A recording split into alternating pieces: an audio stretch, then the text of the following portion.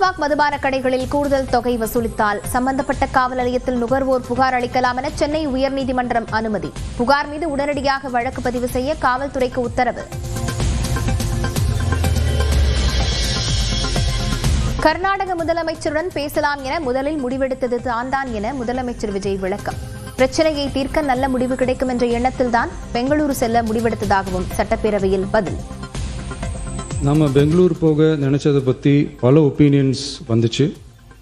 நாம் போக நினச்சதுக்கு காரணம் ஒருவேளை இந்த பிரச்சனை தீர்க்கறதுக்கான ஒரு பாசிட்டிவ் சைன் கிடைச்சா நல்லா இருக்குமேன்னு ஒரு எண்ணத்தில் தான்.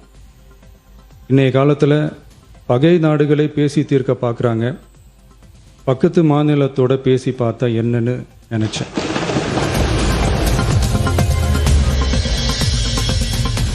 காவிரி நதிநீர் மற்றும் மேகதாது விவகாரத்தில் தமிழ்நாட்டு உரிமையை அரசு சிறிதும் கூட விட்டுத் தராது என முதலமைச்சர் விஜய் திட்டவட்டம். சட்டப்படி அணுக உள்ளதாக விளக்கம்.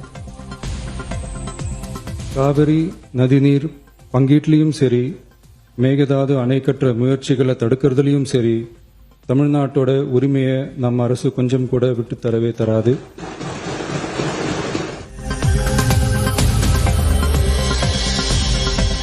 விவசாயிகளுக்கு ஏற்கனவே குறுவை சாகுபடிக்கு நிவாரணம் வழங்கப்பட்டு விட்டதாக முதலமைச்சர் விஜய் விளக்கம். விவசாயிகள் கேட்பது வறட்சி நிவாரணத் தொகை என எதிர்க்கட்சித் தலைவர் உதயநிதி கருத்து. குறுவை சாகுபடிக்கு அந்த நிவாரண தொகுப்பு பற்றி எதிர்க்கட்சியிலேருந்து கேட்டிருந்தாங்க. அந்த குறுவை சாகுபடிக்கு அந்த நிவாரணம் ஏற்கனவே கொடுத்தாச்சு, வழங்கியாச்சு. ஸ்பெஷல் பேக்கேஜ்னா நீங்கள் கொடுத்தது 134 கோடி கொடுத்துருக்கீங்க. அது அனைத்து அரசுலையும் கொடுக்கறக்கூடிய ஸ்பெஷல் பேக்கேஜ் தான். இப்போ வறட்சி நிவாரண நிதி அவங்க கேட்குறாங்க. இது ரெண்டுத்துக்கும் வித்தியாசம் தெரிஞ்சுக்க வேண்டும். பயிர் சேதம் தொடர்பாக உரிய கணக்கீடு செய்து நிவாரணம் அளிக்க வேண்டும். சட்டப்பேரவையில் அதிமுக பொதுச் செயலாளர் எடப்பாடி பழனிசாமி வலியுறுத்தல். காரணத்தினால் சுமார் 2 லட்சம் ஏக்கர் பயிர் செய்தார்கள். அதில் 1 லட்சம் ஏக்கர் தண்ணீர் இல்லாமல் வறண்டு காய்ந்து சேதமடைந்து விட்டது. அப்படி சேதமடைந்த விவசாயிகளுக்கு இந்த அரசு உரிய அதிகாரிகளை அனுப்பி கணக்கிட்டு பாதிக்கப்பட்ட விவசாயிகளுக்கு உரிய நிவாரணம் அளிக்க வேண்டும் என்று கேட்டு அமர்கின்றேன்.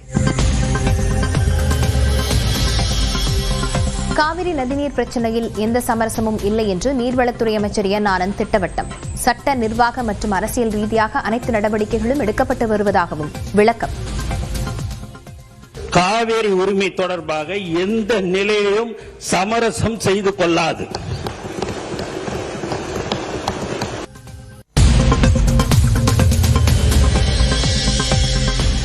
டெல்டா மாவட்ட விவசாயிகளை இன்று பிற்பகல் சந்திக்க உள்ளதாக அமைச்சர் ஆதவர்ஜுனா விளக்கம்.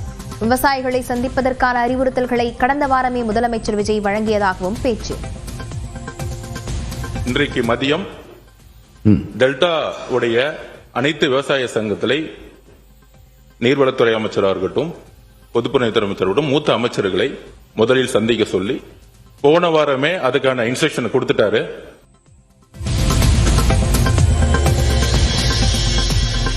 காவிரி விவகாரம் தொடர்பாக அனைத்து கட்சி கூட்டத்தை கூட்ட மார்க்சிஸ்ட் கம்யூனிஸ்ட் உறுப்பினர் செல்லசுவாமி வலியுறுத்தல்.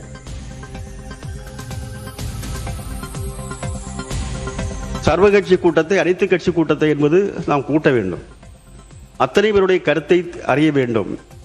தமிழகத்துடைய அத்தனை மக்களையும் அத்தனை கட்சிகளையும் ஒருங்கிணைத்து இந்த அனை விஷயத்திலே நாம் ஒருமித்த ஒரு நிலைப்பாடை நாம் எடுக்க வேண்டும்.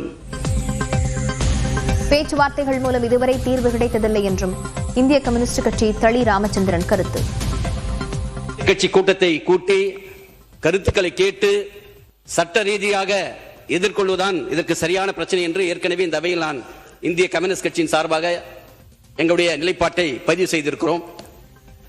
ஆகவே பேச்சுவார்த்தையின் மூலமாக 2 மாநிலங்களுக்கிடையே பேச்சுவார்த்தை நடத்தி இதற்கு தீர்வு எட்டப்படவில்லை. ஏற்கனவே நமக்கு பல படிப்புகள் இருக்கிறது. காவிரியில் மேகதாது அணை கட்டக்கூடாது என்ற ஒற்றை நிலைப்பாடே தேவை என்று பாமக உறுப்பினர் சௌமியா அன்புமணி வலியுறுத்தல். நடுவில் எந்த முயற்சியும் தேவையில்லை என்றும் கருத்து. மேகதாது டேம் கட்டணும், இல்ல மேகதாது டேம் கட்டக்கூடாது. இதுல நடுவுல என்ன முயற்சி? we don't need the dam, அவ்வளவுதான். no dam, no need of the dam. இதுக்கு நடுவுல முயற்சி என்ன இருக்கு? அந்த முயற்சியே தேவையில்லைங்கிற. மேகதாது விவகாரத்தில் மு.க. ஸ்டாலின் தாமதமின்றி தொடர் நடவடிக்கை எடுத்ததாக முன்னாள் அமைச்சர் கே.என். நேரு விளக்கம். கடந்த திமுக ஆட்சியில் அரசின் மனுவை 3 முறை உச்சநீதிமன்றம் தள்ளுபடி செய்தது ஏன் என்ற அமைச்சர் ஆதவர்ஜனாவின் கேள்விக்கு பதில். உச்சநீதிமன்றத்தில் முதலிலே தீர்ப்பு தள்ளுபடி ஆகிறது, மீண்டும் சீராய்வு மனு போடப்பட்டது, அதுவும் தள்ளுபடி ஆகிறது. மீண்டும் சீராய்வு மனு மறு சீராய்வு போட்ட போது உச்சநீதிமன்றத்தை சொல்லி தள்ளுபடி அல்ல, நீங்கள் கொஞ்சம் அவகாசம் எடுத்துக்கொண்டு வர வேண்டும் என்று சொன்னார்களே தவிர முழுமையாக சொல்லவில்லை. மத்திய அரசிடம் நியாயமான வரி பகிர்வை வலியுறுத்தி சட்டமன்றத்தில் அரசினர் தனி தீர்மானத்தை முன்மொழிந்த அமைச்சர் மரிய வில்சன். திமுக, அதிமுக உள்ளிட்ட கட்சிகள் ஆதரவளித்த நிலையில் தீர்மானம் ஒருமனதாக நிறைவேற்றம். மாண்புமிகு நிதி திட்டம் மற்றும் வளர்ச்சித்துறை அமைச்சர்களின் தீர்மான பேரவை முடிவு கூட்டப்படுகிறது. ஏற்போர் ஆம் என்க, மறுப்போர் இல்லை என்க. மறுப்போரே இல்லை என்று கருதுகிறேன். மறுப்போரே இல்லை. தீர்மானம் ஒருமனதாக நிறைவேறியது.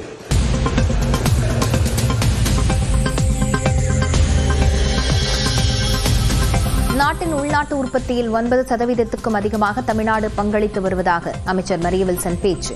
சிறப்பு சலுகையாக இன்றி அரசியலமைப்பின்படி உரிய நிதியை மத்திய அரசு தர வேண்டும் என்றும் வலியுறுத்தி உரை.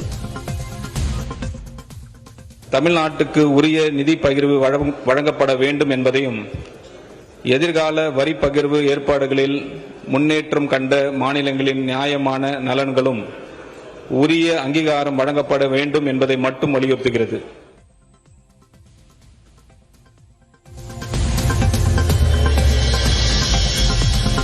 மாநிலங்களுக்கு 50% நிதி பகிர்வை மத்திய அரசு உறுதி செய்ய வேண்டும் என்று அரசினர் தீர்மானத்தை ஆதரித்து தங்கம் தென்னரசு பேச்சு.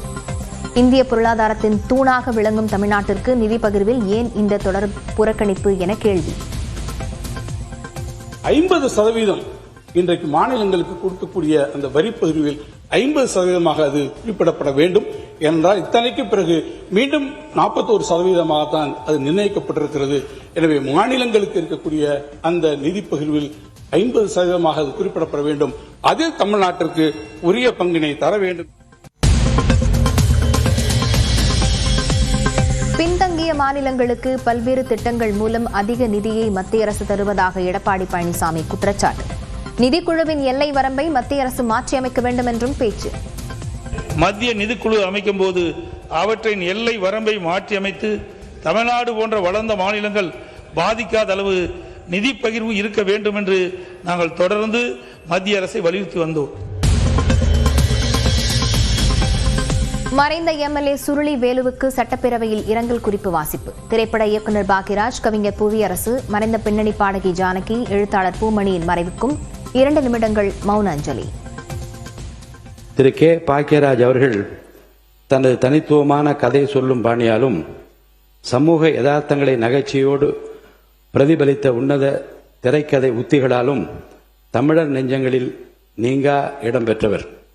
தமிழ் சினிமாவில் இருந்த கம்பீரமான கதாநாயகன் பிம்பத்தை மாற்றி சாமானிய கண்ணாடி அணிந்த நடுத்தர வர்க்கத்து இளைஞனும் கதாநாயகனாக வெல்ல முடியும் என்ற புதுமையை படைத்தவர்.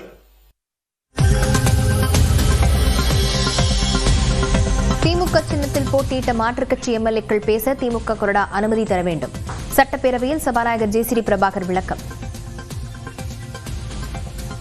திராவிட முன்னேற்ற கழக சிம்பிள் அதில் சின்னத்தில் நின்றவர்களுக்கு திராவிட முன்னேற்ற கழக கொறடா அனுமதி அளித்தால் தான் நான் பேச அனுமதிக்க முடியும் என்று நான் சொல்லியிருக்கிறேன். அந்த வகையில் திராவிட முன்னேற்ற கழகத்தின் சார்பில் ஒருவர் பேசிவிட்ட பிறகு மற்றவர்களுக்கு அனுமதி இல்லை.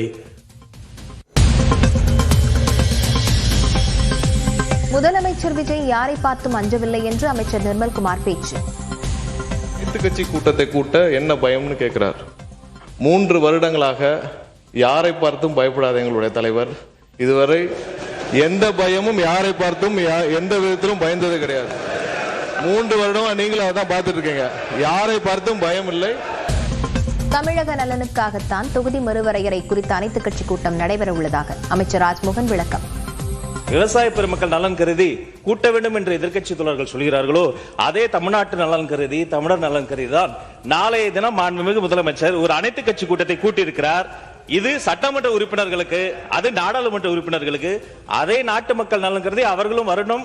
வருகவர்கள் இருகரம் கூப்பி வரவேற்கிறோம். இதைதான் நாங்கள் சுட்டிக்காட்டுகிறோம் என்பதை மாண்புமிகு உறுப்பினர்கள் மூலமாக தெரியப்படுத்தும்.